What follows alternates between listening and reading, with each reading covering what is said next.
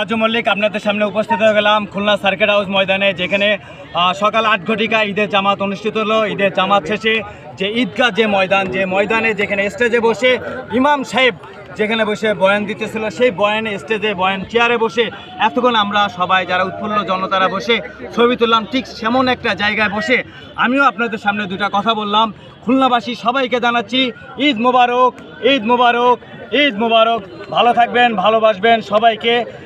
30 দিন রোজা রাখার পরে আমরা যারা সিয়াম সাধনা, সিয়ামের যে বিষয়টা সম্পর্কে উপলব্ধ করতে পারলাম, এই বিষয়টা যেন আমরা 11টা মাস নিজের মনের মধ্যে জানে অনুধাবন করে চলতে পারি।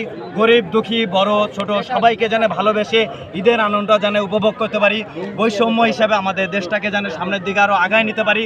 কোনো রকম বৈষম্য বা কোনো রকম অনার্যকর কোনো কিছু যেন আমাদের দেশকে গ্রাস না করতে পারে, সেই দিক থেকে আমরা সবাই খেয়াল রাখি।